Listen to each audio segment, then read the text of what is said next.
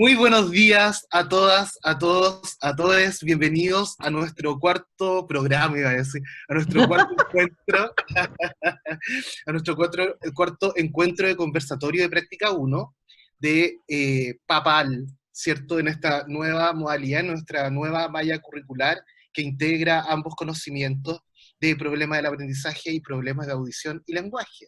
Acá tenemos ya a las profesoras que conforman nuestro equipo de trabajo. Saludamos con un aplauso, ¿cierto? A la profesora Karen Pozo, que además se encuentra de cumpleaños. Así que, bravo. Saludamos también a Ana María Figueroa, Ángela Soteras, Verónica Lizana, Claudia Nahuelán, y que les habla su conductor de hoy, David Román.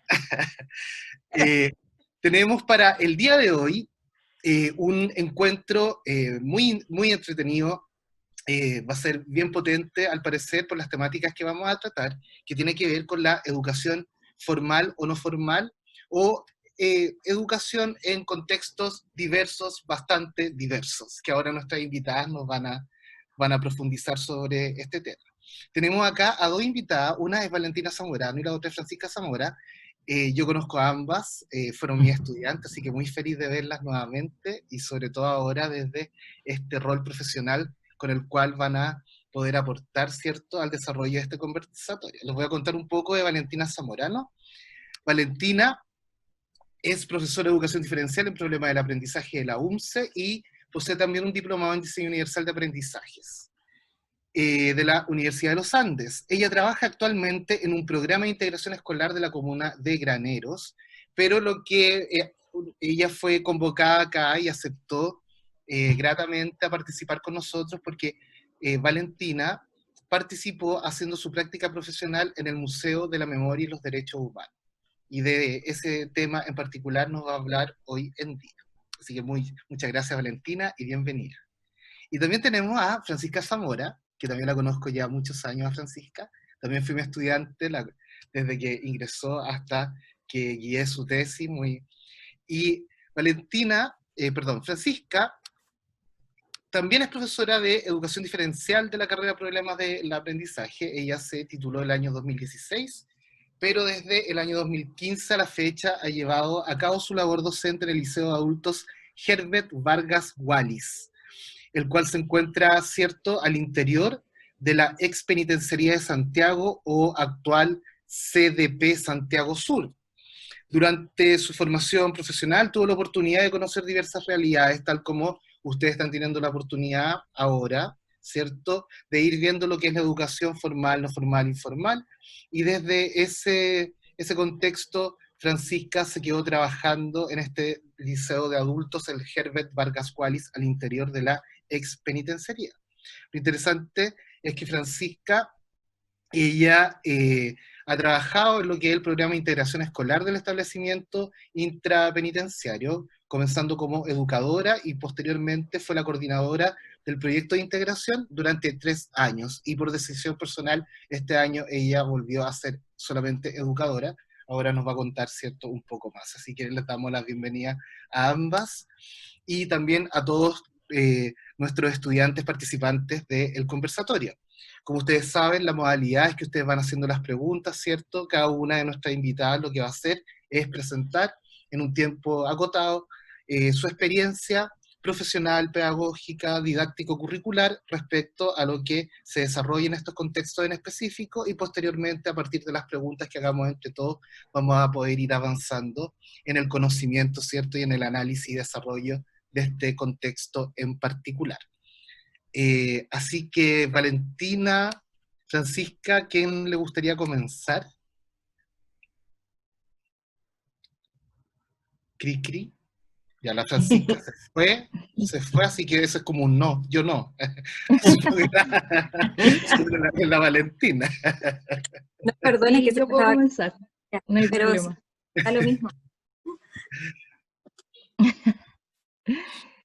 Si quieres, yo empiezo. Dale. Ya.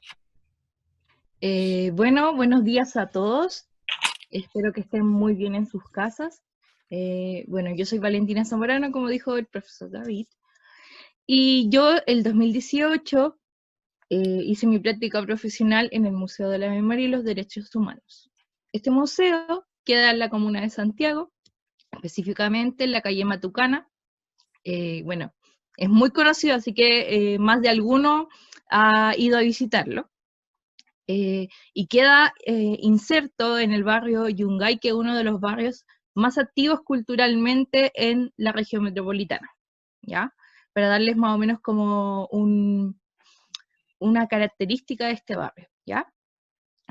Bueno, en este museo hay diversas exposiciones, que algunas son, como, podría decirlo como que están a veces en el museo y otras que son fijas, ¿ya? Bueno, las características de los sujetos que se atienden en el museo es muy amplia. ¿Por qué? Porque nosotros en el museo atendemos a todo público, pero específicamente el museo trabaja con el área de educación, en donde nuestra práctica está inmersa, ¿ya? Y se enfoca en alinear como el contenido del museo con como la realidad, el contexto con el que se trabaja, ¿ya? Hace una alineación con los aprendizajes. Por esto, el área de educación imparte diversos talleres para profesores, para diversos estudiantes de diversas instituciones, para funcionarios públicos y para funcionarios específicamente que trabajan con la ley, el orden y como el sistema penitenciario, ¿ya? Lo especifico porque justamente mi práctica profesional se especificó en eso. Yo trabajé con carabineros, con PDI y gendarmería, ¿ya? Bueno, más adelante les voy a explicar más o menos cómo fue este trabajo. Las características de los trabajadores de este lugar es muy diverso y hay 7 áreas de trabajo, como diseño, administración, investigación. Son muchas áreas de trabajo y específicamente el área de educación, que nosotros trabajamos ahí, que trabaja con el contenido del museo. Entonces, también trabaja con los guías del museo, que son 15 guías, ¿ya? Bueno, las características de este proyecto educativo, bueno, para mí lo más importante que vieran era la visión del museo, ¿ya? Ya que nos enfoca un poquito más hacia nuestro rol, ¿ya? La visión del museo es ser un espacio que contribuya a la cultura de los derechos humanos y los valores democráticos que se convierten en el fundamento ético compartido, ¿ya?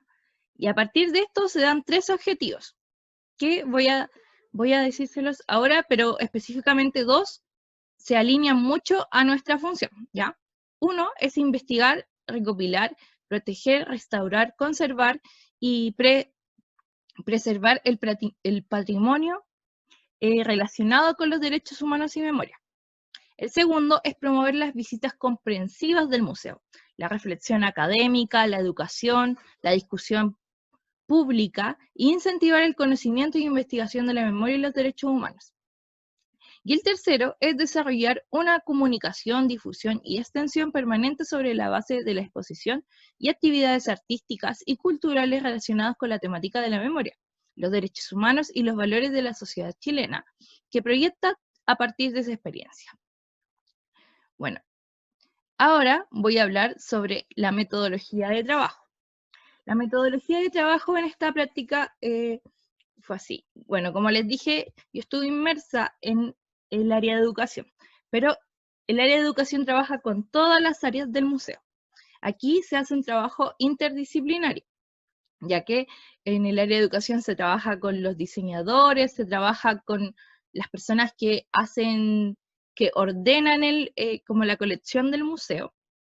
Y aparte se trabaja con el área de comunicación, ya que estos tienen la relación con las personas con que vamos a hacer este taller.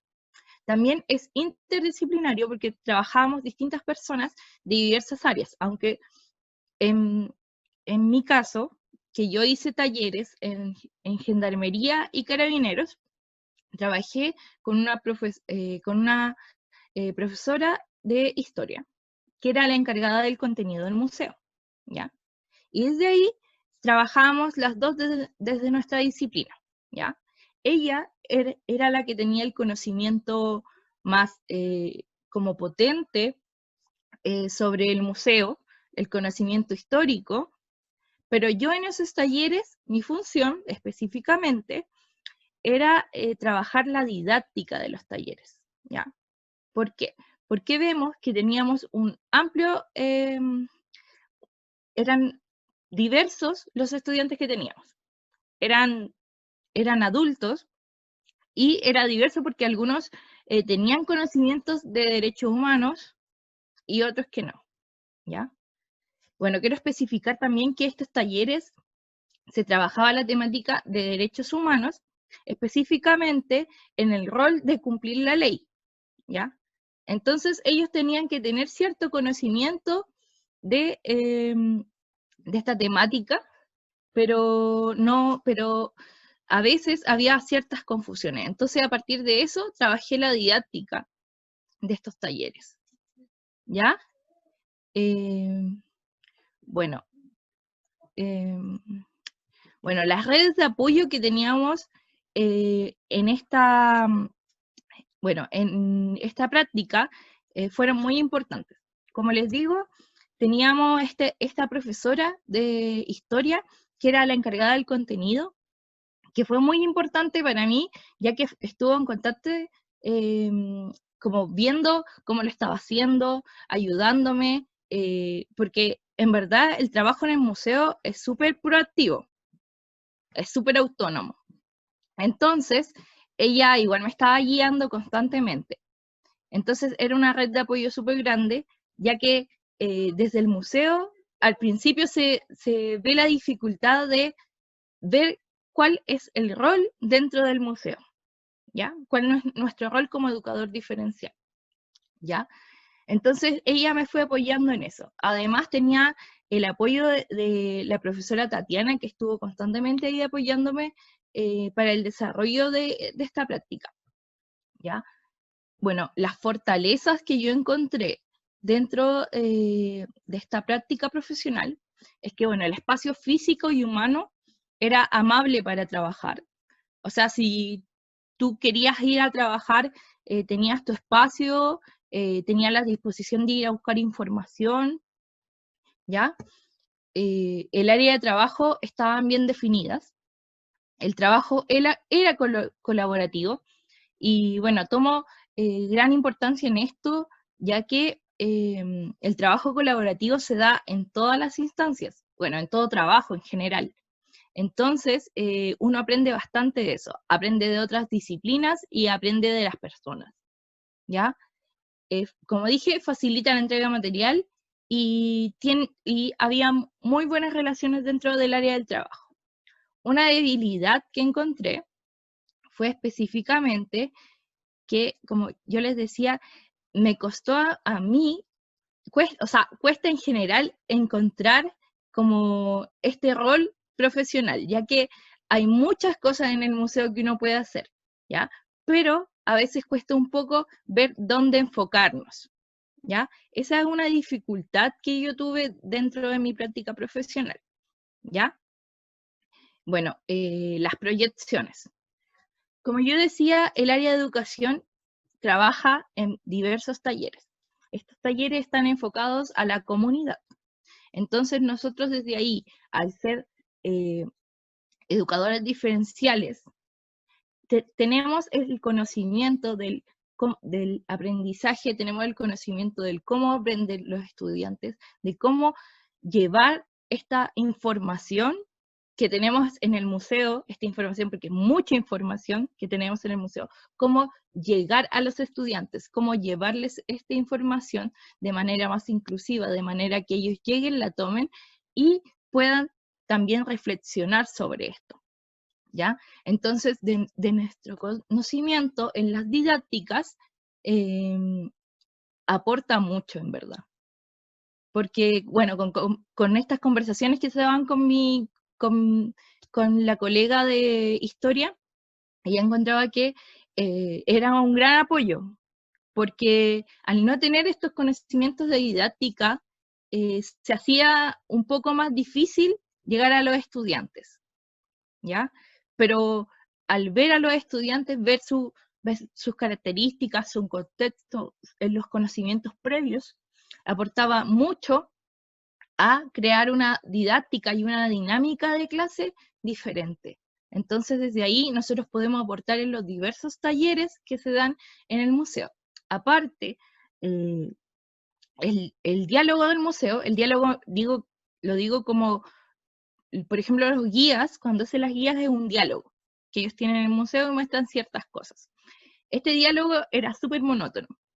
Entonces, a partir de esto, yo lo fui modificando, hice ciertas guías, y estas se fueron modificando a partir de hacer un diálogo reflexivo, en donde más allá que la persona, el estudiante, tenga conocimiento, sino que reflexione sobre cómo vamos aprendiendo de esto, cuál es la importancia, o qué es lo que queda de este contenido del museo. Entonces nosotros en verdad tenemos mucho que hacer ahí, porque como dije, nosotros podemos crear espacios innovadores, podemos crear espacios dinámicos, didácticos, en donde todos los estudiantes y todas las personas que vayan al museo puedan aprender de este contenido. Y bueno, eso. Excelente, Valentina, muchas gracias. Te pasas. Ahora vamos a lo que nos va a contar Francisca. Yo voy a compartir tu presentación, Francisca, ¿vale? Ya, no hay problema. Dame un segundo.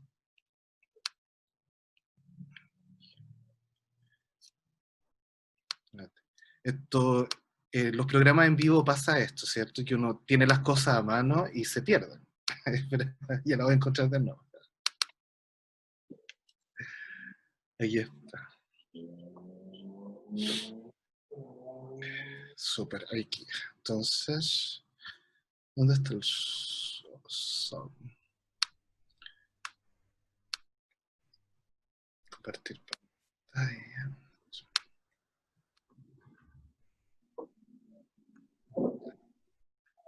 ¿Se ve bien? Genial, súper, súper. Perfecto. Bueno, no sé si yo tendré el formato al revés, pero quizás se puede desconfigurar un poquito.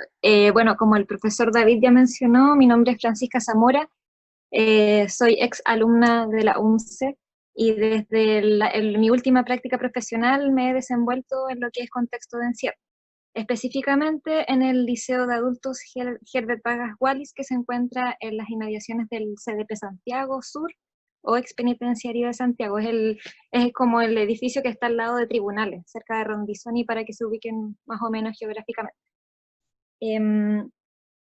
Bueno, ahí se puede apreciar ampliamente qué son las características imágenes que se presentan a conocimiento público, en los programas de televisión, o las imágenes que pueden salir al momento de ustedes de buscar el centro de detención preventiva. Actualmente, alrededor de lo que se sabe de las cifras, hay 5.000 internos, hombres desde los 18 hasta los 70 y algo años. Es una gran variedad etaria. Bueno, y obviamente la capacidad de la cárcel es menor. Aproximadamente la cárcel debiese contener un máximo de 2.000 y tantos, así que el nivel de hacinamiento es enormísimo. Las condiciones de vida son bastante complejas. Los accesos a elementos básicos de salud también. Es una situación bien compleja de vivienda y, bueno, de alimentación igual. La siguiente diapositiva, les voy a hacer un poquito de historia con respecto al liceo.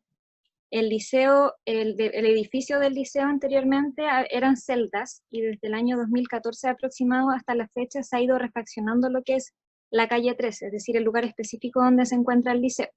En las imágenes de la parte izquierda se puede ver como la modificación o el arreglo del edificio, y en la parte derecha se pueden ver algunos de los estudiantes, y en la última foto de abajo es como era antes. Y desde la fecha hasta ahora se ha acompañado el proceso educativo de estudiantes de galerías y calles. Ahí les voy a hacer la distinción. en la siguiente, no le puse año 2020 porque este año no hemos podido tener acceso a trabajo con los chiquillos, pero actualmente las salas son de esta forma. Funcionan como aulas de cualquier otro colegio y tratamos de que sea lo más ameno y amigable posible, pensando en que estamos en un contexto donde ya vieron cómo era la realidad fuera, es bastante poco amena. En el liceo en sí tiene una capacidad de matrícula de 880, 850 estudiantes que va variando en relación al año, ya que hay varios movimientos, hay cambios de dependencia, hay otorgamiento de beneficios, y de esos estudiantes hay aproximadamente 450 estudiantes en básica y 432 en media.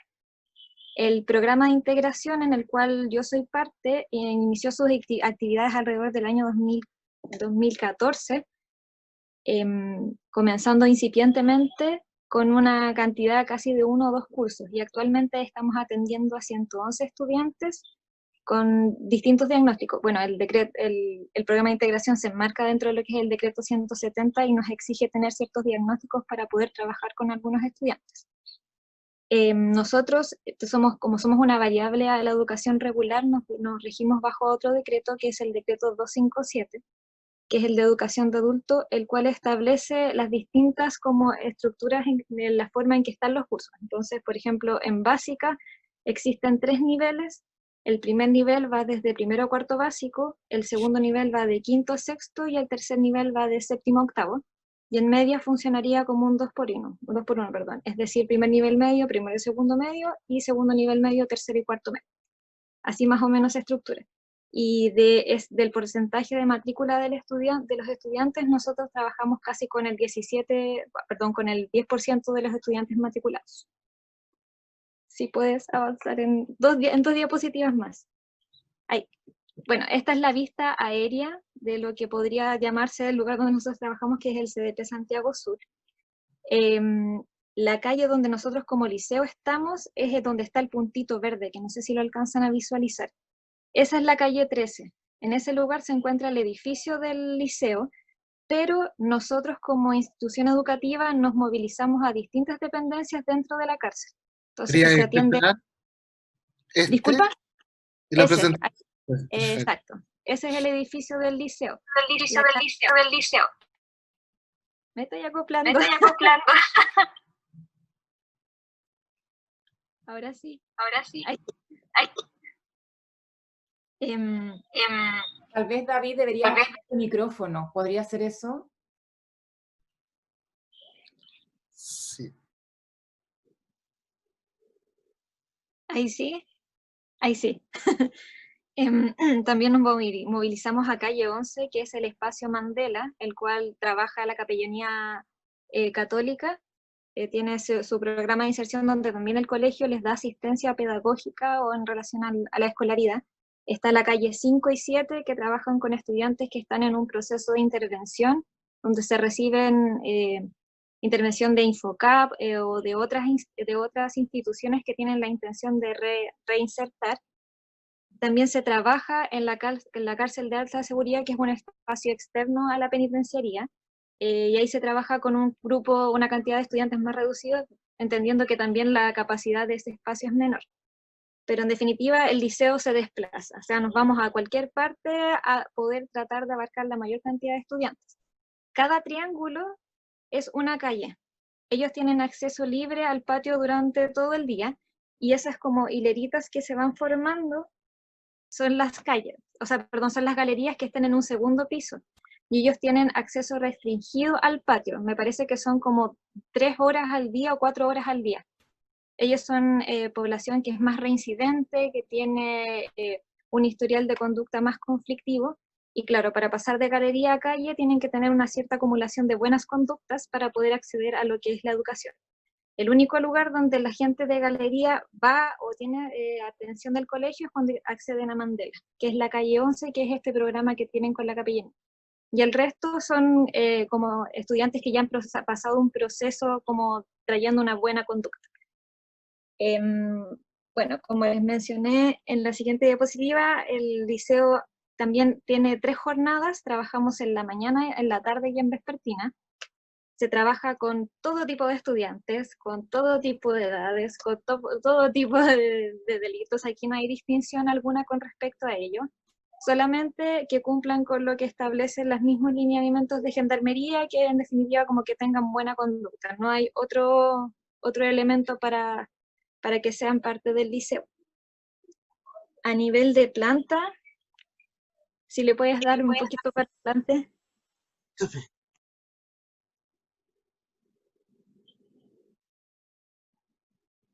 Otra más, por favor. A nivel de planta, bueno, nosotros somos en total 53 profesionales.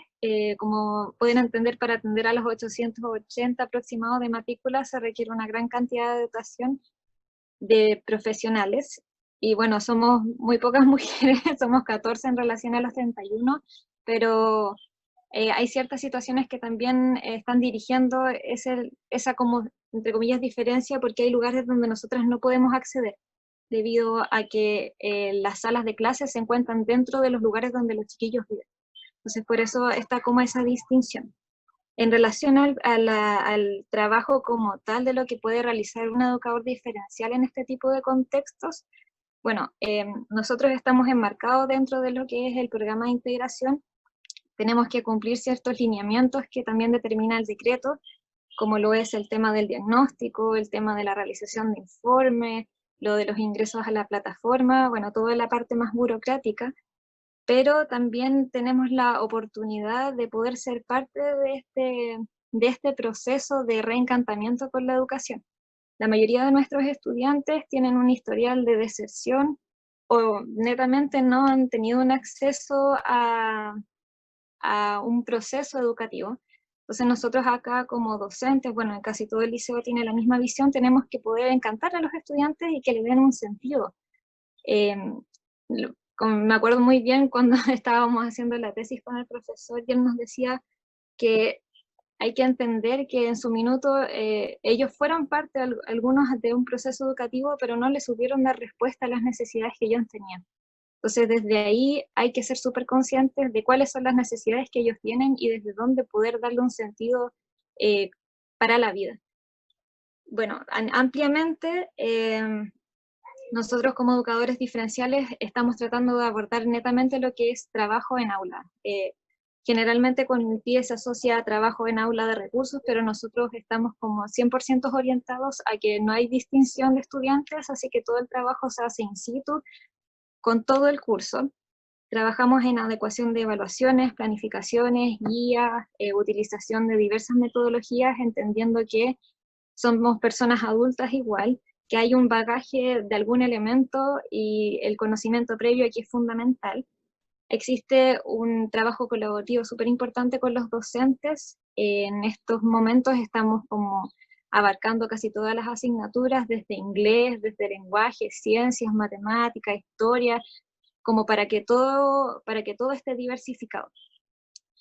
Bueno, creamos material de apoyo y siempre que recibimos practicantes hacemos un trabajo en conjunto con ellos.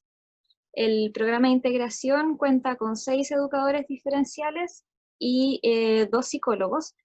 Y los psicólogos, bueno, también tienen que cumplir ciertos lineamientos de lo que menciona el decreto, que tiene que ver en torno a la evaluación con el VAIS, pero ellos también han tomado la determinación de también realizar sus propias prácticas, entonces han estado en elaboración de talleres socioafectivos, también talleres de habilidades cognitivas en función de poder ir potenciando ciertos elementos de base para poder empezar también con el trabajo pedagógico.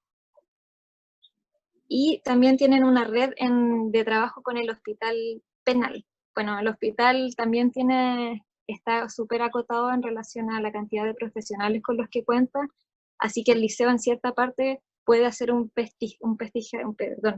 pesquisaje con respecto a las ciertas patologías psiquiátricas que pueden encontrar con algunos de los chiquillos que van atendiendo de manera más regular, y en ciertas situaciones los derivan a que les puedan dar un elemento farmacológico para paliar ciertas situaciones. Bueno, como les mencionó el profesor, yo durante un tiempo también trabajé como coordinadora. Es un trabajo bastante extenuante, pero ahí uno se da cuenta que si bien la realidad intrapenitenciaria de educación existe y se enmarca dentro de lo que es la educación de personas jóvenes y adultas, aún existen muchos elementos que en cierta medida no se ajustan a nuestra realidad, como es el tema de los diagnósticos, como es el tema de los plazos de los ingresos a la plataforma, pensando en que nosotros año a año vamos cambiando y nuestra población va rotando. Entonces todos los años tenemos que hacer evaluaciones iniciales, todos los años tenemos que estar tratando de llegar al plazo, pensando que no conocemos a los estudiantes y se nos hace un poco complejo el hecho de ir determinando las necesidades que tienen. Pero en definitiva nuestra intención es resignificar este proceso, que los chiquillos le den un sentido más allá por el contenido, sino que logren como adquirir ciertas habilidades para la vida, que lo que uno le enseñe sea útil en un futuro, quizás no lo aplique en su vida inmediata, pero sí lo puede replicar a su círculo más cercano, ya sea a su familia, a sus hijos, o no sé, en el hecho netamente de enseñarle quizás hasta a un compañero de celda, decirle, mira, yo aprendí esto, o yo por lo menos sé sumar, o no sé, o leer un elemento, un texto.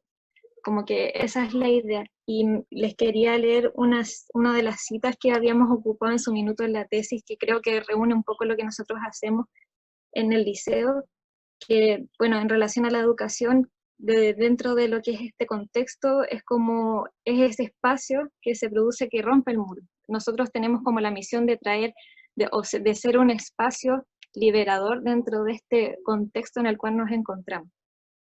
Así que, nada, chiquillos, si tienen en algún minuto la posibilidad de acercarse a este contexto, no tengan miedo. Yo creo que quizás puede producir un poco de angustia el hecho de acercarse a algo desconocido, pero de verdad es un espacio en donde uno como educador puede desplegar todas las herramientas que ha aprendido, como en la inmediatez de buscar cierta información que quizás no se va a encontrar mucho porque recién se están empezando como a desarrollar ciertas líneas investigativas, pero de verdad que hay mucho que hacer, pensando en que hay que tratar de aplicar la mayor cantidad de estrategias para que el estudiante se reencante. Entonces aquí es donde nosotros aplicamos todo lo que sabemos.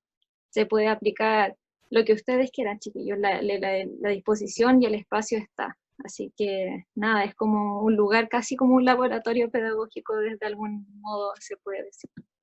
Así que eso, no sé si el profe puede avanzar hasta la parte de las fotos.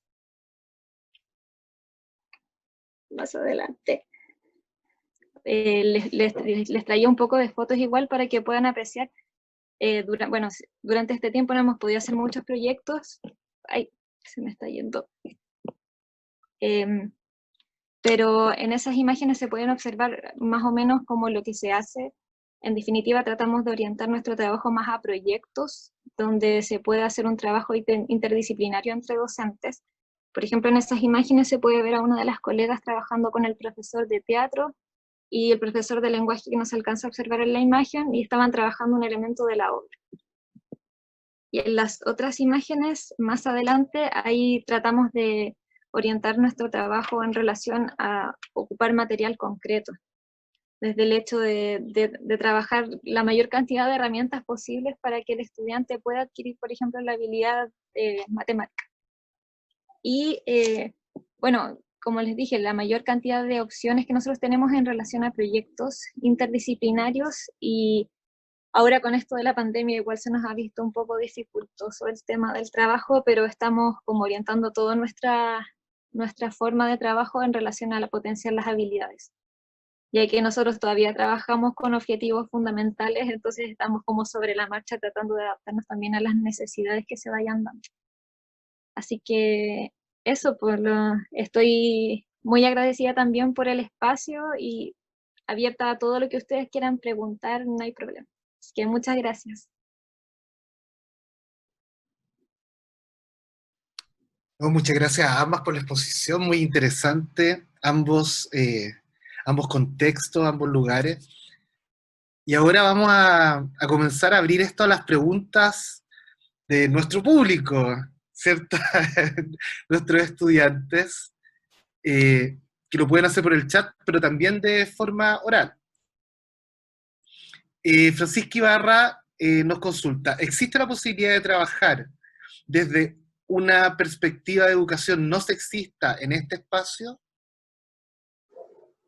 ¿En qué espacio, Francisca? La pregunta va para Francisca. Ya. Súper.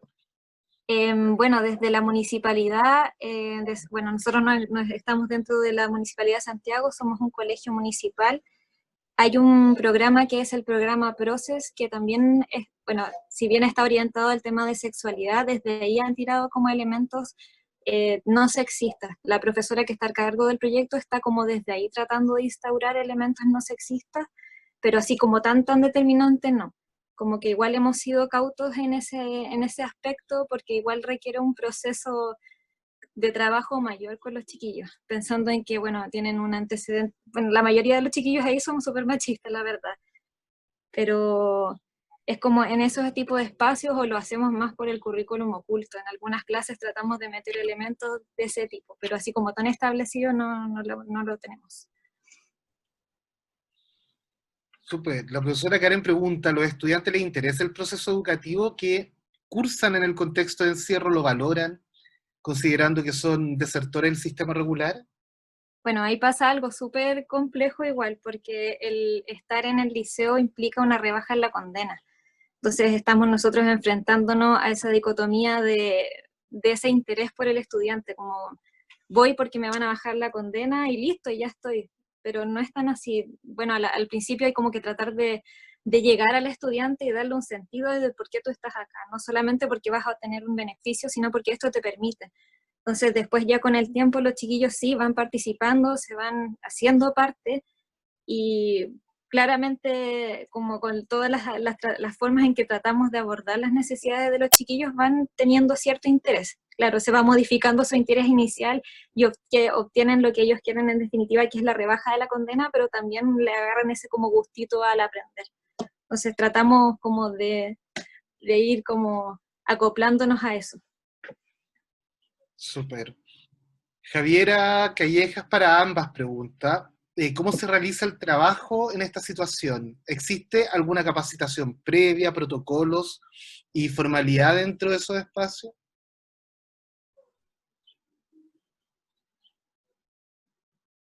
Por lo menos en mi caso no hay capacitación previa, nada.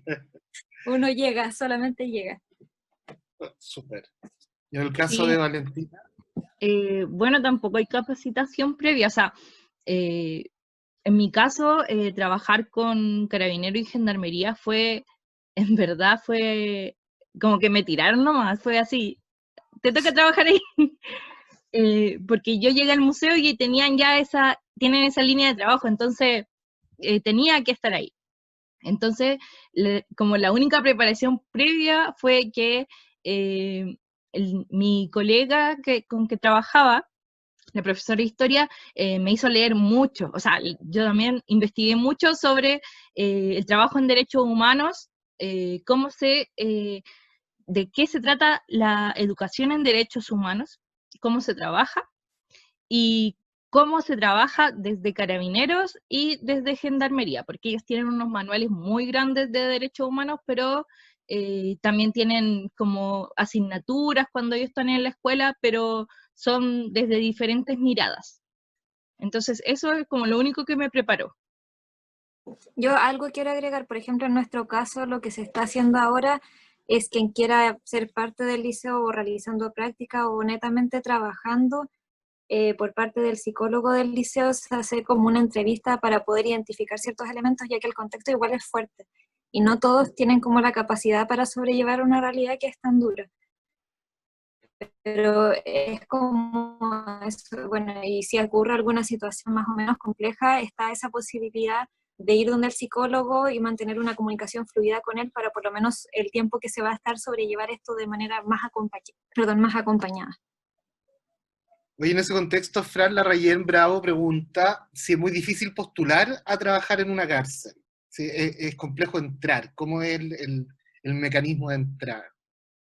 Pucha, yo entré porque había hecho la práctica ahí, así que es más fácil, pero claro, tienes que ir, dependiendo de si obviamente hay cupo también, porque igual son limitados la cantidad de personas que trabajan en la cárcel, pero claro, te hacen una evaluación psicológica, por lo menos en nuestro liceo, por parte del psicólogo, como que evidencia ciertos elementos y te dice encuentro que estás apta o quizás en áreas Antes como te estaba acoplando socioemocionales. mal. ¿Yo? Sí, ¿Ahí sí? tú. Sí, por ahí. La última frase de nuevo, por favor? Ah, lo que decía es que en nuestro caso el que está encargado como de ese proceso, ¿se escucha bien?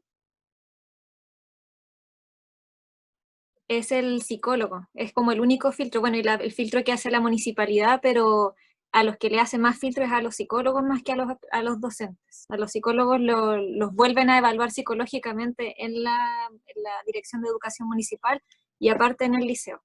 Pero como educador es netamente eso, como en relación a identificar ciertos elementos como socioemocionales respecto al manejo de ciertas situaciones más complejas. Súper. Nicolás pregunta, dependiendo del caso de cada persona, cambia mi punto de vista, pero igualmente siento que algunas personas no van a cambiar. Refiriéndome a eso, ¿hay casos que ustedes hayan visto al enseñar que no tengan posibilidad de reintegrarse a la sociedad?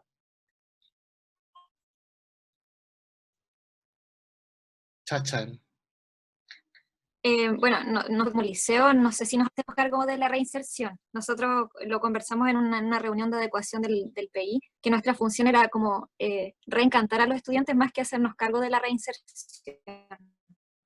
Porque nuestro trabajo lamentablemente llega hasta que el estudiante logra la libertad y desde la libertad hacia afuera nosotros no tenemos mucho que hacer. Entonces, claro, como lo que dice el estudiante, es complejo igual pensar en un estudiante que, por ejemplo, es reincidente. Como, no sé si hay mucha gente como que le da como mucha opción de educación. No, pero era lo que yo les decía, quizás puede aprender en su contexto cercano, pero sí lo pueda como traspasar al contexto familiar o a sus hijos, porque la mayoría de los chiquillos, sus hijos por lo menos están en el colegio. Entonces desde ahí por lo menos nos sentimos como ya le están dando un significado por último para sus hijos.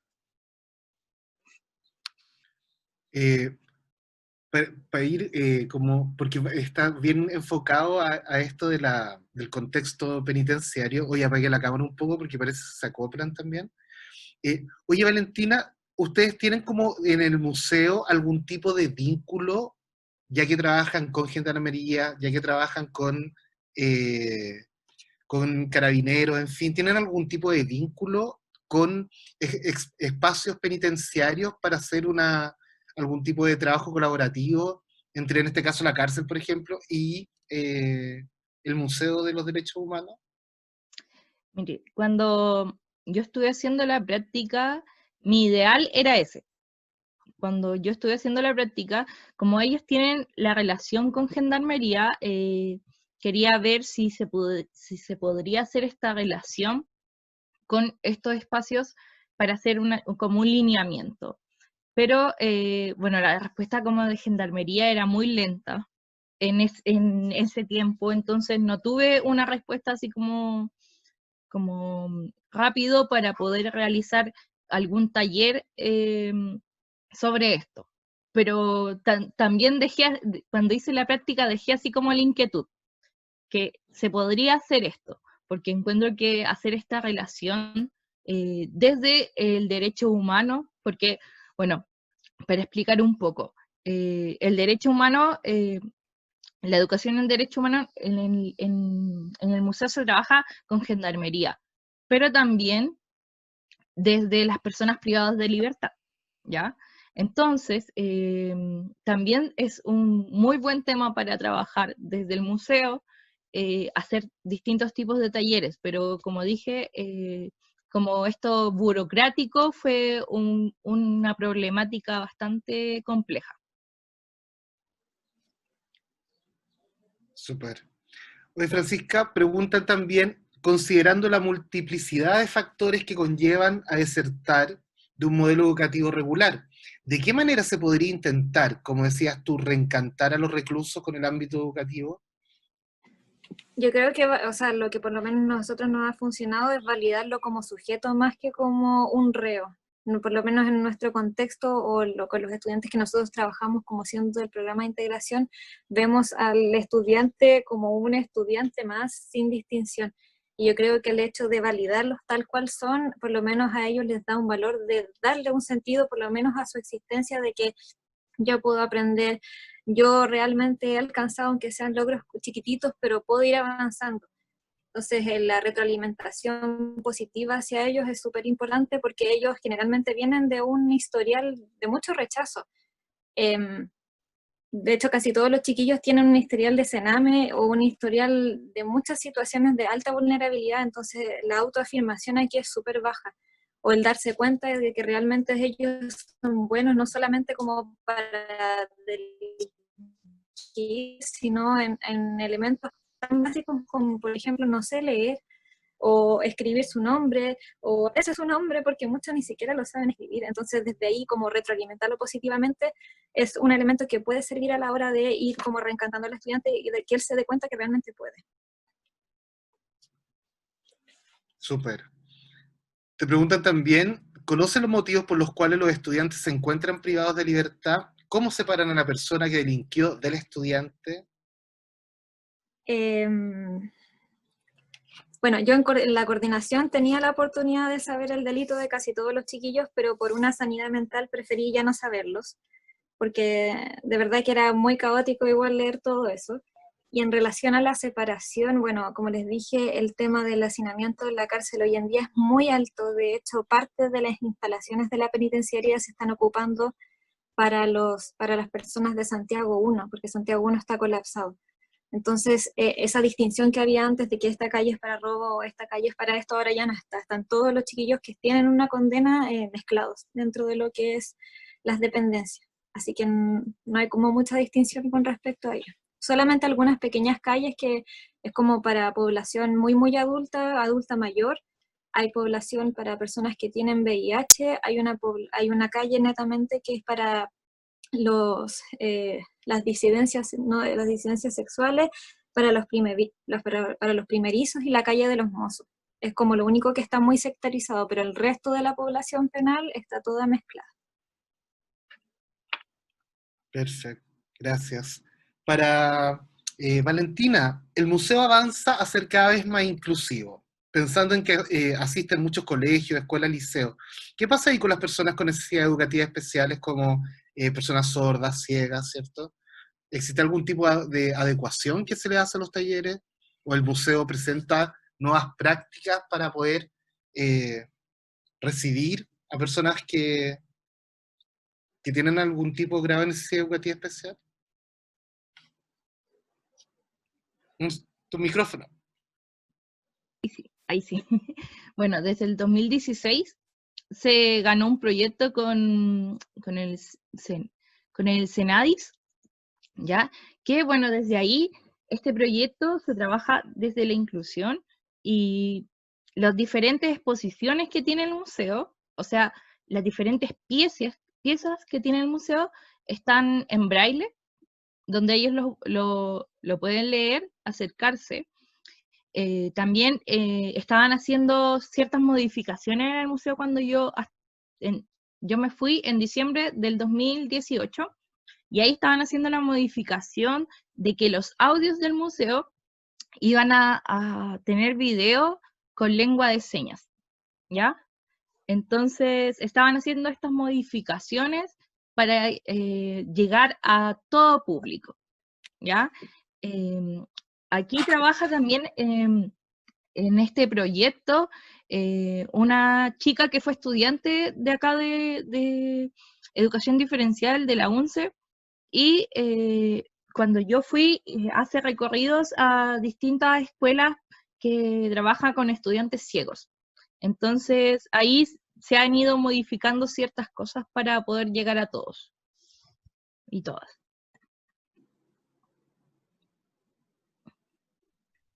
Gracias. Muchas gracias, Valentina. Bien. Preguntan también, para ti mismo, Valentina, el Museo de la Memoria tiene una carga emocional muy potente y me imagino que muchos de los visitantes se ven afectados debido a la violación de los derechos humanos. ¿Cómo se hace cargo de esta situación? Bueno, sí, tiene una carga muy potente y bueno, más aún cuando uno conoce como el relato del museo. En mi caso, yo tuve que hacer guías, eh, entonces yo conocí el relato del museo y igual era como súper impactante, habían cosas que uno no sabe, entonces queda súper así como emocionalmente súper fuerte. Y explicarle después a las personas lo que pasó, ciertas cosas, ciertos datos, para algunas personas era súper potente, especialmente una de las salas que se trabajaba las temáticas de tortura, había gente que salía muy afectada en verdad. Entonces, bueno, se trabajaba en el sentido de que nosotros explicábamos bien lo que es la memoria, explicar lo que es la memoria, que es un recuerdo colectivo de la historia. Entonces, esto se hace para que nosotros tengamos un recuerdo, para que esto, explicarle que la visión que tiene el museo, la misión, es para que esto nunca más vuelva a pasar, para que como visitantes del museo, como chilenos, como específicamente cuando hablábamos de chilenos, veamos los valores democráticos como algo importante. Íbamos como a esa línea, pero generalmente era difícil como contenerse emocionalmente, era algo complejo, porque hay cosas que uno no se imaginaba que pasaban, y también, por ejemplo, había gente que, por ejemplo, habían como estadounidenses que iban a ver el museo, pedían la guía en inglés, y a las personas que estaban en recepción les terminaban pidiendo disculpas de parte de su país, por ejemplo. Como cosas así pasaban. Entonces, emocionalmente se viven muchas experiencias. Excelente, gracias. Oye, Fran, ¿y existe algún seguimiento para efectos de el liceo de poder medir el impacto de que los estudiantes hayan pasado por el liceo penitenciario? O sea, seguimiento se nos hace un poco complejo porque, como les digo, nuestro vinculamiento con los estudiantes llega hasta el minuto en que ellos les otorgan la libertad. Pero de alguna manera con algunos estudiantes que han logrado como seguir en esto de la educación posteriormente, sí se hizo seguimiento. Me acuerdo de una estudiante que terminó estudiando en la Católica, pero por situaciones de vida tuvo que abandonar porque tuvo una riña afuera y no pudo volver a estudiar. Entonces, como desde ahí nuestro apoyo fue netamente como tratar de hacer un poco más rápidas las gestiones en la universidad o tratar de orientarlo con becas, pero claro, no nos podemos vincular porque en el caso de una reincidencia podríamos como estar vinculados o nos podrían relacionar mucho con el estudiante, por eso se nos hace complejo seguir teniendo un vínculo. Pero dentro de la cárcel hay instituciones que sí tienen redes de seguimiento posterior, que es como el tema de Mandela, que ellos tienen con otra institución, hacen el seguimiento y tratan de que sigan trabajando posterior a la obtención de una libertad. Pero eso es solamente en el caso de aquellos estudiantes que son parte de ese proyecto. El resto de los estudiantes no pueden acceder a eso, pero claro, se nos hace difícil en ese sentido. Súper. Oye, antes de seguir con la pregunta, que tengo una duda que siempre le tenía. Creo que es el momento de poder despejarla. Se habla de esta educación en contextos de encierro y se le da mucho valor a eso, ¿cierto? Sin embargo, por lo que acabas de explicar, la idea de trabajar dentro de, o que este liceo trabaja tal como cualquier otro liceo, ¿cierto? De hecho, depende administrativamente de la Municipalidad de Santiago, en fin, es un liceo más. Entonces, cuando se habla de contextos de encierro desde un punto de vista inclusivo, no es excluyente el pensarlo desde ese lugar, siendo que están trabajando como un liceo como si fuera cualquier otro. O sea, sí, se podría pensar que es un poco contradictorio, pero Sí. bueno, el liceo lamentablemente es parte de la municipalidad desde el momento en que se creó como liceo, pero yo creo que la distinción está en el hecho de la forma en que se puede abordar la educación. Si bien nosotros igual tomamos pruebas, pero como tratamos de orientar a darle un sentido como de resignificar o que sea una educación como más contextualizada, más que pasar solamente contenido y llegar a abarcar una gran cantidad de elementos curriculares. Tratamos de que los chiquillos tengan una adquisición por lo menos de habilidades, como desde ahí podría orientarse, y tratar también de diversificar su acercamiento con respecto a elementos que no pueden encontrar, por ejemplo, o sea, no pueden salir a una salida pedagógica, pero sí les traemos la mayor cantidad de museos o de experiencias, cosa de que puedan nutrirse de diferentes ámbitos. Y claro, podría decirse, pucha, hacen lo mismo, sí, en cierta medida en algunos aspectos sí, pero tratamos de desligarnos un poco más del cumplimiento de lo que podría establecerse más rígidamente como un liceo de afuera. Como que tratamos de orientarlo netamente a entregar habilidades, habilidades, habilidades. Por sobre la adquisición curricular o que se aprendan todo el currículum, porque sabemos que eso sería bastante ambicioso y no sabemos tampoco si es muy atingente con respecto a su realidad. Súper. Pero la diferenciación no es tanto, o sea, porque la habilidad en el fondo es como trabajamos como educadores diferenciales. Y que Exacto. siempre he tenido esa duda, y muchas gracias por tu respuesta. Que no me ha, una cosa son los diversos contextos y otra cosa es ver como una especificidad donde no la hay. Entonces como que siempre me llamaba la atención eso. Gracias. También preguntan a Valentina, si pudieras volver a trabajar en el museo, Valentina, ¿qué te gustaría hacer? ¿Qué te gustaría hacer que es algo importante, necesario y pendiente que no lograste hacer en el periodo que estuviste? Bueno, en primer lugar, en el periodo que estuve, no logré hacer una vinculación más grande con, con la escuela, ¿ya? Específicamente con diversos colegios.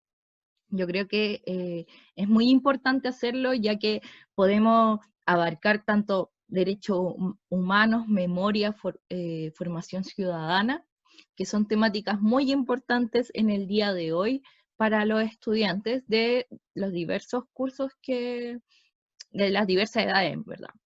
Entonces eso es algo que se debe potenciar en el museo, ya que, bueno, en el museo llegaba muchos niños, muchos estudiantes a hacer como estas guías, pero generalmente el museo quedaba hasta ahí.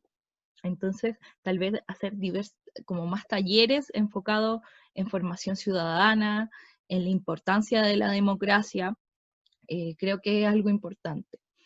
También hacer, como dije anteriormente, también tratar de hacer esta relación aparte con gendarmería, sino que, por ejemplo, con lo que habla Francisca, tal vez con los mismos estudiantes de este tipo de liceos, llevar talleres de derechos humanos, de formación ciudadana hacia este tipo de estudiantes. Porque lo veo necesario, veo que también se pueden hacer ciertos cambios dentro del museo con una mirada hacia una didáctica diferente, no solamente el contenido, sino que trabajar la reflexión también. Muchas gracias, Valentina. También preguntan, ¿cuál es el porcentaje, Francisca, cuál es el porcentaje de graduación o términos de estudio en la cárcel? Así como ¿Pueden porcentaje controlar eso? no lo tengo así al dedillo, pero bueno, es muy variable en relación a las circunstancias. Como les dije, la movilidad interna acá de la cárcel es muy grande. Hay 2 oportunidades en el año que se da otorgamiento de beneficios intrapenitenciarios que son llamadas las condicionales. Entonces, muchos de los estudiantes terminan su condena previo al otorgamiento de graduación. Entonces, como que tampoco tenemos una cifra muy constante año tras año. Pero por lo menos en octavo o tercer nivel básico de los cursos que deben ser como 7 u 8, la gran mayoría, yo creo que más del 60 o 70% pasa a primer nivel medio, y en segundo nivel medio la gran mayoría también se gradúa. Hay algunos poquitos que repiten, pero son muy poquitos. Pero la cifra como así súper constante no la tengo, como les digo, es muy variable en relación año a año. Y además esa variación depende, me imagino, también de las salidas que van teniendo, ¿cierto? Los cumplimientos de condena. Exacto, y también ingresan estudiantes, no sé, en agosto o en noviembre, entonces Claro. es muy variable la situación. ¿Y el verano?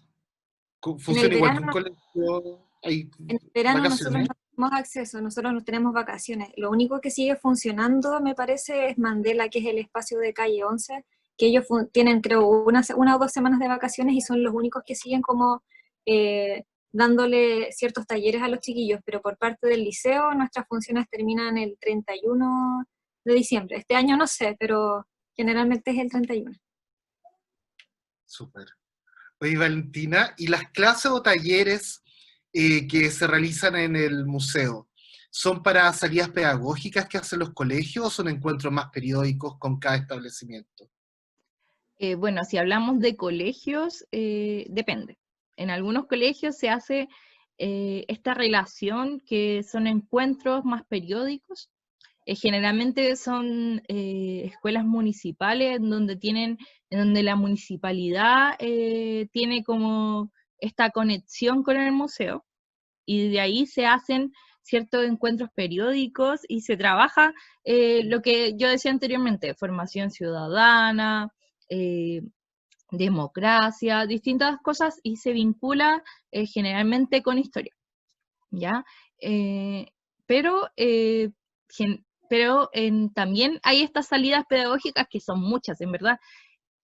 El museo siempre estaba lleno de estudiantes de diferentes colegios que estaban haciendo este recorrido de salidas pedagógicas, pero como yo decía, creo que es importante hacer después una relación con el contenido del museo para, para llevarlo y bajarlo a diversos aprendizajes. Gracias. Oye, para ambas, ¿qué las motivó a trabajar en estos contextos tan diversos?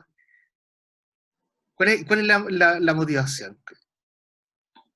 Yo a nivel personal, desde el primer año que estuve en la carrera, tuve la oportunidad o sea, de conocer el contexto de la Corporación Opción, que trabaja mucho con temas de vulnerabilidad.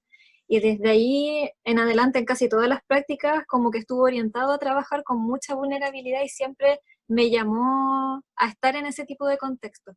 Previo a la cárcel también estuve en el Sename Galvarino, bueno, ahora ya cerró, pero ahí también conocí la crudeza de las situaciones de vida de los chiquillos y ahí yo creo que me marcó y fue como yo tengo que estar aquí, como siento que tengo la capacidad de poder desenvolverme en estos contextos que son súper complejos, pero como que algo dentro de mí me decía así como tienes que hacerlo acá, aquí, como que tú perteneces acá.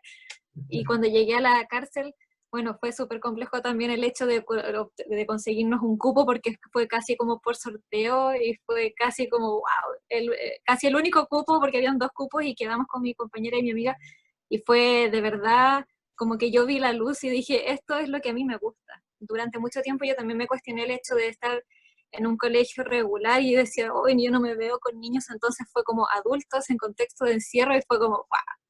Y yo ahí me quedé y no sé, como que de verdad que le encontré mucho sentido a lo que estaba buscando y creo que fue una de las mejores opciones que he podido como tomar.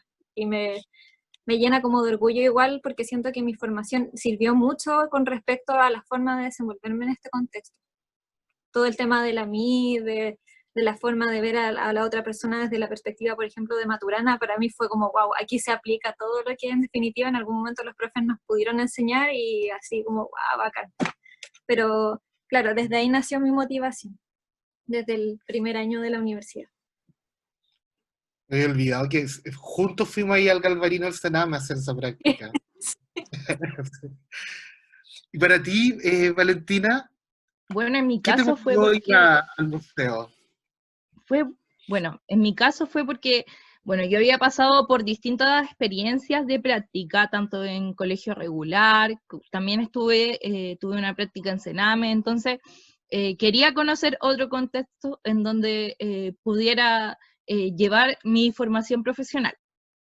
Y dije, en ese momento cuando estábamos eligiendo, dije, ya, este contexto es como muy diferente, es muy variado, entonces quiero como que siento que necesitaba conocer para poder como ver cómo trabajar necesitaba conocerlo. Y yo decía, tal vez es una buena manera de ver cómo puedo ser profesional, cómo me puedo desenvolver profesionalmente acá y si me gusta. Entonces, fue para tener más experiencia más que todo. Súper. Oye, y para ambas, ¿cuál es la valoración que le dan a la formación recibida en la universidad, en la UNCE, para asumir el desafío de trabajar en estos contextos diversos? Yo por lo menos, como lo dije anteriormente, siento que todo lo que aprendí en la universidad, en este contexto, tuve que aplicarlo queriendo o no queriendo. Todo lo que me pudo haber costado ciertas asignaturas o ciertas materias, que siento que en definitiva las tuve que abondar mucho más, porque esto me lo estaba requiriendo. Me acuerdo mucho también de la DCT o de trabajar con pedagogía por proyectos, que aquí se me ha hecho casi como fundamental el hecho de darle un sentido a todo. Y siento que, no sé, como les digo, en cierta medida todo tuvo un sentido en el momento ya de estar en el contexto. Si en algún minuto me cuestioné, no sé, psicolingüística, ahora no me lo cuestiono porque siento que le encontré el lugar donde tenía que aplicar. Así que nada, yo muy agradecida de todo y bueno, y la exigencia también. La exigencia de los profes yo creo que es fundamental, sobre todo en el hecho de también como motivarnos a un autoaprendizaje, a ser súper autodidactas, a poder como buscar otras alternativas, si algo nos resulta seguir y seguir y seguir y no bajar los brazos, porque nada está dicho, sobre todo en educación. Yo creo que no hay que quedarse o desfallecer frente a la primera situación que no nos salga algo, hay que seguir y seguir y seguir y seguir. Así que eso, nada más que agradecida por la formación que tuve. Excelente. ¿Y para ti, Valentina? Bueno, yo creo que fue muy importante, bueno, en primer lugar, que la universidad te da esta mirada de que tienes que mirar todo el contexto, tienes que mirar cómo es el estudiante, tienes que mirar de una forma integral todo. Y bueno, también como decía Francisca, es esto de que ya, buscar otra alternativa, que te enseñan a buscar otra alternativa y si no te funcionó esta alternativa, otra, hasta llegar a que te salga bien algo. Y bueno, como también yo decía mucho sobre las didácticas que nos enseñan en la universidad, para mí, bueno, en este caso, de mi práctica profesional y también como en el trabajo que ahora hago, me ha ayudado mucho, porque he aprendido cómo potenciar diferentes habilidades de los estudiantes, he aprendido cómo crear proyectos, cómo llevarlos a cabo, entonces fue algo muy importante para lograr este desafío de mi práctica profesional y también es algo importante hoy en día también, para trabajar como docente en un colegio también es importante. Excelente, gracias. Fernanda Gutiérrez pregunta algo específico a Francisca, donde nos dice, con respecto a lo que comenta del Sename, ¿usted qué conexión o cercanía ve entre la penitenciaría, bueno, entre la ex penitenciaría de Santiago y el Sename? Bueno, como les dije anteriormente, bueno, el profe también sabe, nosotros hicimos una investigación, o sea, el trabajo de tesis también fue yo la iba a hacer en Sename y después la terminé haciendo en la cárcel. Y en alguna de las preguntas de la elaboración de la tesis nos tocó ahondar el tema de la situación previa de los chiquillos y la gran mayoría pasó por Sename Galvarino. Entonces hay un historial de haber sido niños, adolescentes y adultos institucionalizados. Es una red súper macabra porque todos se conocen desde el Sename. Es súper complejo y uno dice así como, ¿pero qué? Y no, todos se conocen desde centros privativos de muy menores y la situación llega hasta que están en la cárcel. Entonces la duda que nos surgía es como, ¿por qué no hay un pare? Como, ¿dónde está la intervención de parte del Estado? ¿Cómo llegamos a esto? Que en definitiva la mayoría de los estudiantes que se encuentran en situación de privación de libertad fueron niños vulnerados y vulnerados en su mayor expresión. Y es súper complejo también esa realidad como de que no haya una situación previa donde se pueda haber evitado esto. Esa es la conexión que hay y lamentablemente es la realidad. lo que único que nos queda como de esperanza es eso, como poder transmitir por parte de la educación desde el liceo, como les decía, quizás no en su contexto más instantáneo, pero por último a sus hijos.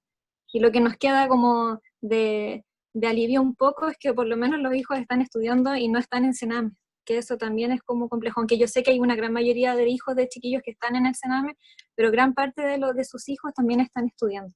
Pero esa es la relación, es como una mal llamada carrera, es una historia de institucionalización y de mucha vulnerabilidad. Es bastante complejo también trabajarlo. Ufa, qué, qué potente la declaración, Francisca. Pero en la realidad, así es, se vive hace muchos años. Nosotros lo vimos ahí con niños chicos en Galvarino. Yo me topé a varios chicos que conocía en hogares de Sename, después dentro de cárceles de menores, que me imagino que los mismos que estuvieron en la cárcel de menores cuando yo trabajaba hace 10 años atrás en Tiempo Joven en San Bernardo, si fuese a la PENI me los podría topar también. Y ese es el camino que van haciendo, muy, muy potente, que pasen y pasen los años y todavía no ocurra nada, no ocurra ningún cambio en una dirección favorable. Hoy también les preguntan a ambas, chicas, ¿cuál ha sido la situación más compleja que les ha tocado vivir en este contexto educativo, en particular? Pucha, yo tengo Complejo. varias, no, Sí. no es mi idea platearlas toda la tarde. Yo creo que las más complejas han sido la muerte de los estudiantes. Yo creo que eso ha sido lo más complejo porque, bueno, ahí se sabe todo, es como pueblo chico, infierno grande, entonces uno sabe también por los motivos que mueren los estudiantes, y hubo una situación súper grave una vez de una riña muy compleja, el estudiante trabajamos con él el día anterior y el otro día ya estaba muerto. Y fue súper violento, de hecho salió hasta en las noticias porque fue muy, muy grave la situación.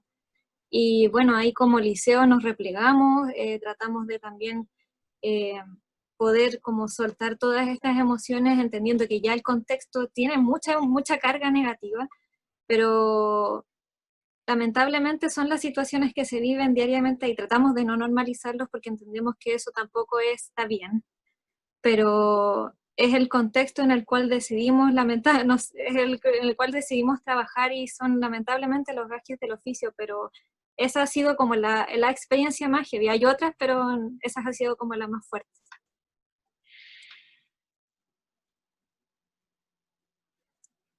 ¿Y para ti, Valentina?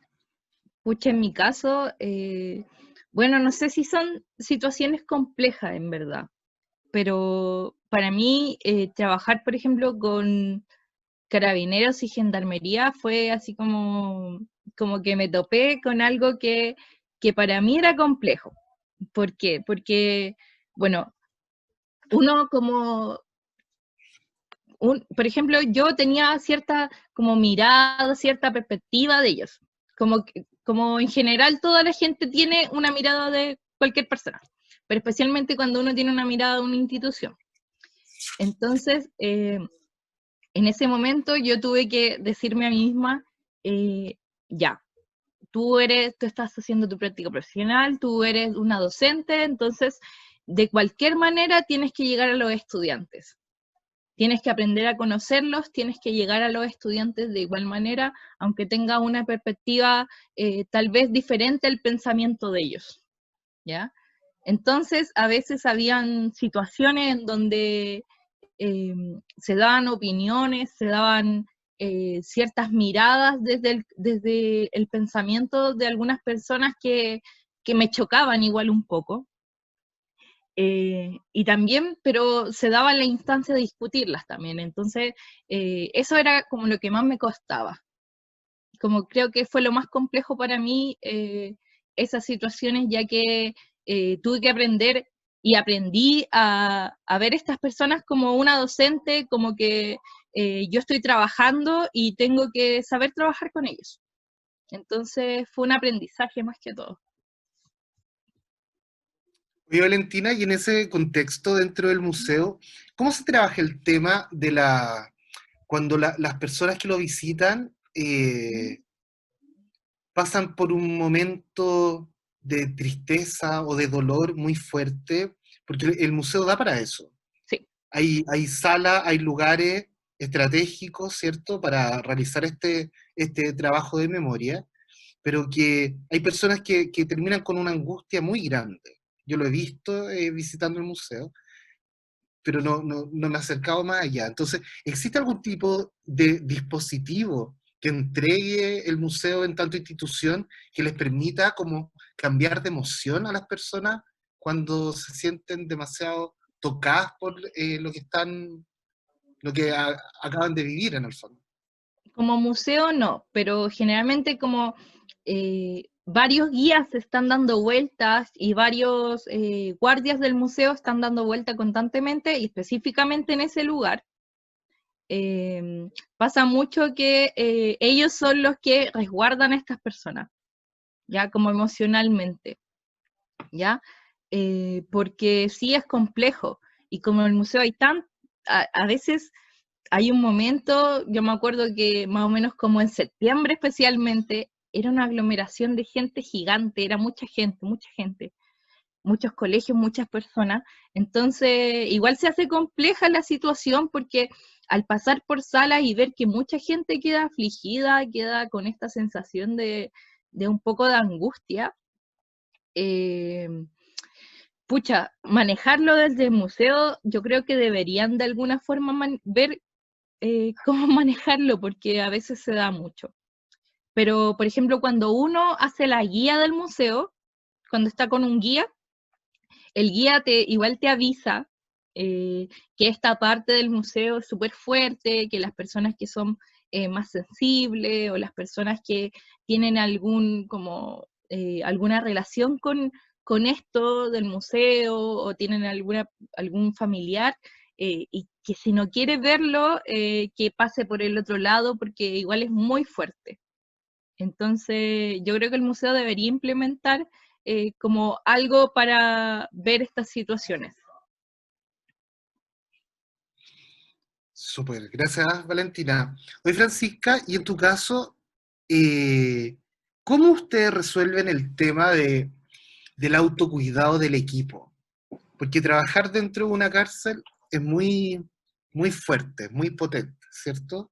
Sobre todo porque ya contaste que habían estudiantes que se agredían entre ellos, también hay situaciones que uno como profe pasa dentro de la sala. ¿Cómo ustedes como equipo se fortalecen sacándose toda esa carga que tienen encima, ¿cierto? Estar dentro de una cárcel de alta seguridad, no me imagino que es fácil, y por lo tanto desde ahí, ¿cómo se desprenden para poder continuar después con sus propias vidas? O sea, claro, no es fácil, es una carga emocional muy grande. Como liceo, de cierta medida, igual nos apoyamos en el equipo de convivencia, que también orienta ciertas acciones al autocuidado de los docentes. Como liceo también se batalló con la municipalidad para que nos pudieran otorgar ciertas jornadas de autocuidado, es decir, salir del contexto del liceo y hacer alguna actividad recreativa, sobre todo dando a entender que el contexto de nosotros es, bueno, los colegios igual son complejos afuera, pero las emociones acá adentro, hay una restricción para nosotros también de nuestra libertad. Cuando nosotros ingresamos a la cárcel también estamos privándonos de nuestra libertad por lo menos 8 o hasta más horas en nuestro día. No tenemos acceso al celular, no hay acceso a nada. Es realmente estar también dentro de ese contexto. Y en medidas paliativas, bueno, están las jornadas de autocuidado, está el acceso también al psicólogo, que él frente a cualquier situación funciona así de manera automática. Si hay que sacarnos a alguien de algún contexto por una situación complicada, existe también esa flexibilidad por parte del director. Están todas esas opciones porque se entiende que no es una situación fácil. Y si hubiera algo aún mayor, bueno, también se pueden establecer las redes con la municipalidad y tratar también desde el área psicológica abordarlo.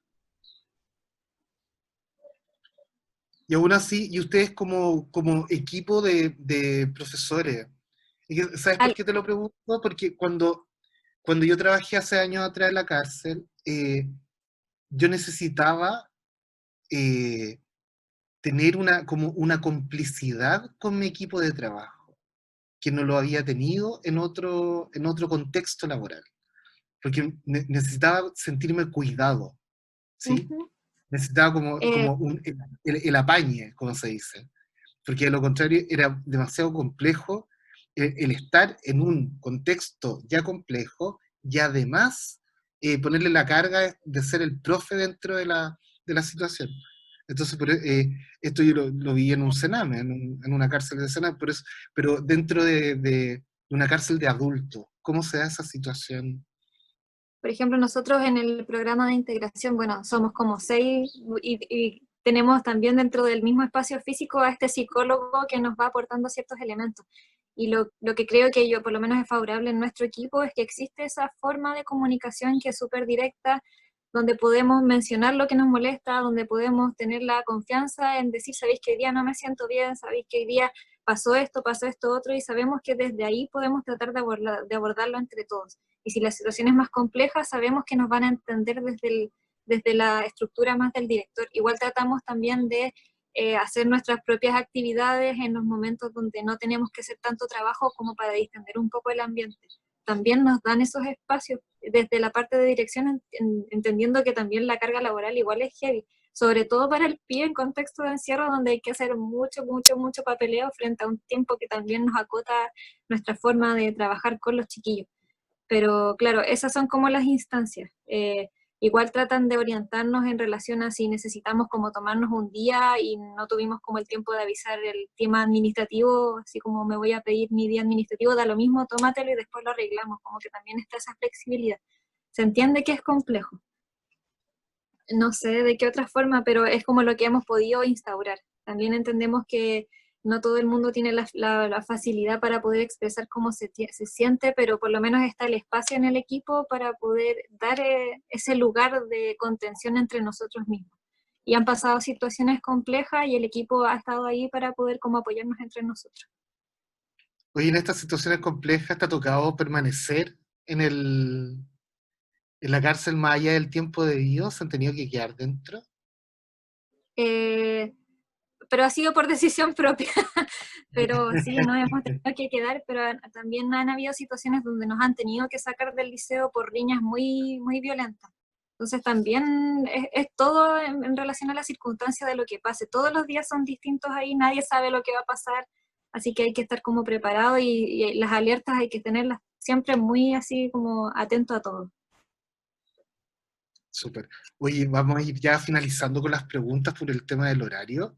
Para la última pregunta para Valentina. Valentina, las situaciones fuertes en el museo se incrementaron con el estallido social de octubre, puesto que muchas personas recordaron o asemejaron lo sucedido durante la dictadura.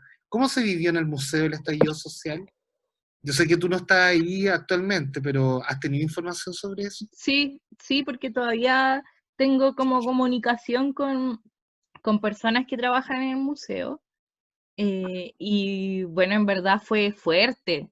Para ellos fue súper fuerte porque en verdad fue como, porque al principio no, había ciertas limitaciones para abrir, y cuando ya se abrió el museo fue mucha gente, y la gente hasta el día de hoy creo que le hacen como esta relación con el estallido social, hacen especialmente en el tercer piso, que el tercer piso del museo se trabaja como, como el volver a la democracia.